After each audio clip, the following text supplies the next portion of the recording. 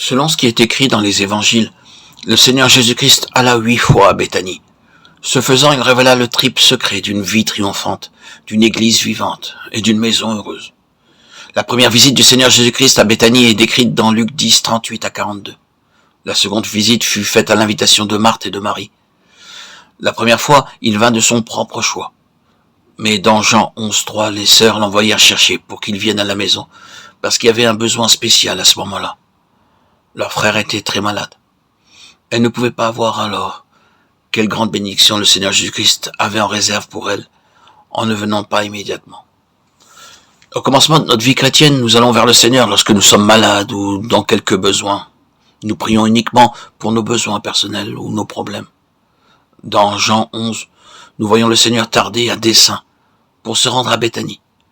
Bien que les sœurs l'aient fait appeler, il ne vint pas immédiatement, parce qu'il avait dans la pensée de leur donner une bénédiction plus grande que celle qu'elles avaient demandée.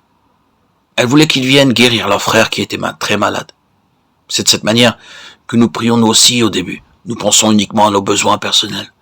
À ce moment-là, le besoin de la famille était très grand et très urgent. Nous voyons cependant que lorsque le Seigneur tarde à répondre à la prière, cela signifie qu'il désire nous donner une plus grande bénédiction.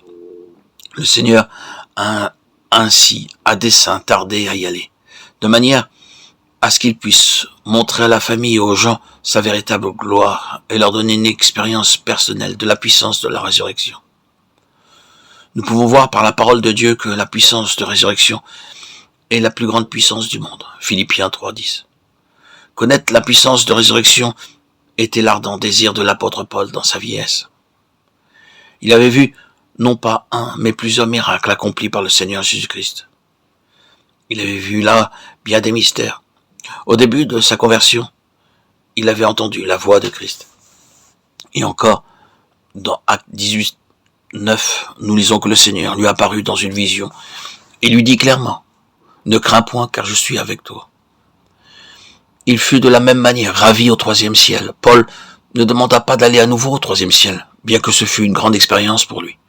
Il aurait pu aussi bien demander au Seigneur, « Apparais-moi encore. » Mais Paul ne désirait pas de miracle, ni de vision, ni le 3e ciel. Il désirait ardemment 2 choses, que je puisse le connaître, lui et la puissance de sa résurrection.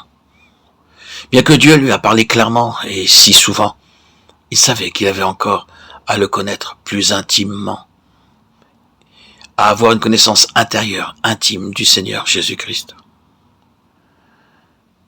Le Seigneur Jésus-Christ alla à Béthanie dans le même dessein afin que Marthe, Marie et Lazare puissent le connaître plus intimement et qu'ils puissent avoir une expérience personnelle de la puissance de résurrection.